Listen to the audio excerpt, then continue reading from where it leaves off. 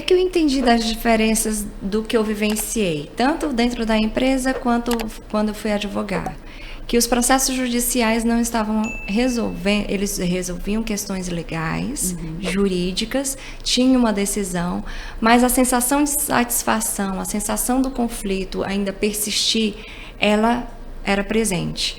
Então, isso atrapalhava relacionamentos futuros, isso atrapalhava várias outras formas de se relacionar nos negócios, nas empresas, na vida, né? Então, eu fui conhecer um pouco do pensamento sistêmico. E aí eu fui para a advocacia sistêmica, que trouxe muitas respostas. E a partir daí eu comecei a conhecer o pensamento consensual, né? A consensualidade. Como é que constrói o consenso? Como é que a gente pode olhar para as questões que não são apenas legais, jurídicas, o que é que a lei diz, mas o que é que está por trás também? Quais são os interesses? E aí foi em que eu encontrei a mediação. A mediação, hoje eu chamo até que é uma filosofia de vida mesmo. Porque ela traz várias ferramentas, métodos, competências que nos auxiliam nas nossas relações humanas. Nós não vamos olhar para o que juridicamente as coisas, o que as leis dizem.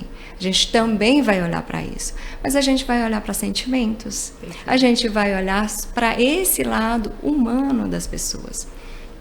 Muitas vezes as regras são claras, né? Quando a gente vê uma mão única numa rua e as pessoas insistem em usar a mão contrária, né? A regra está clara, a mão está clara, a placa diz aquilo. Por que as pessoas não fazem o que é certo? Então, o que faz? O que é que está por trás? Quais são os interesses? Por que as pessoas desafiam as regras, né? E por que algumas regras restringem tanto? Então, assim, que questões a gente pode responder? A mediação, ela nos traz a oportunidade de trazer essa amplitude de percepção sobre uma situação, né? E quando a gente amplia essa percepção, a gente encontra soluções mais criativas, claro, observando os limites que a lei nos dá, mas ao mesmo tempo que possa trazer uma satisfação mútua.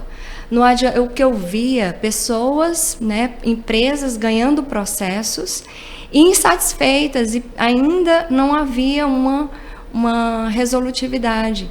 E quando a gente encontra consenso, quando a gente encontra acordos que são mutuamente satisfatórios, as partes envolvidas, elas encontram respostas que estejam mais ao alcance dos seus interesses do que necessariamente. É claro que vão ter situações que é preciso jurídico. Então, assim, eu encontrei as respostas. Por que então mediação? Por que então consenso? Por que ampliar essa concepção, essa percepção sobre as situações, sobre o pensamento sistêmico, como é que as pessoas se relacionam, quais são os impactos dessas relações? Para mim fazia mais sentido.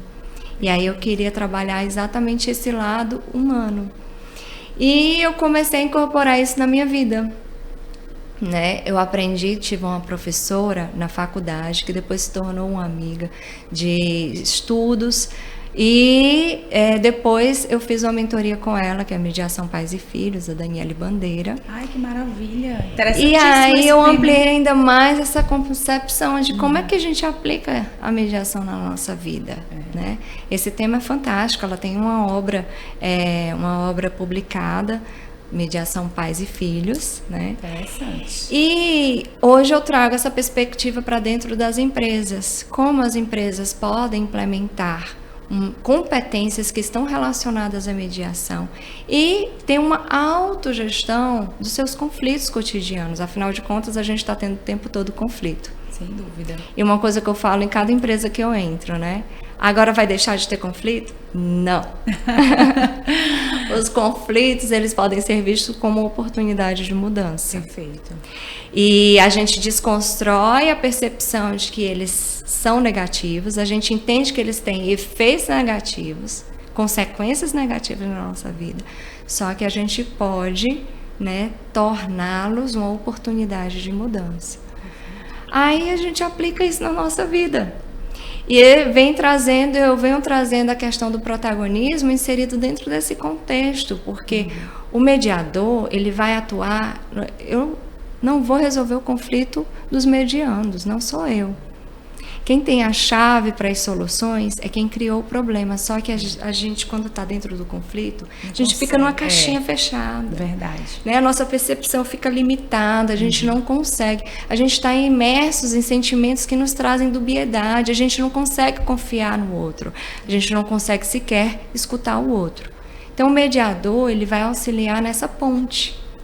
E as próprias partes, as próprias pessoas envolvidas, que a gente chama aí nesse processo de mediandos, eles vão encontrar similaridades, interesses que podem ser conjugados e, quem sabe, construir um acordo, uma solução que seja mutuamente satisfatória, ou seja, é boa para mim, é para o outro.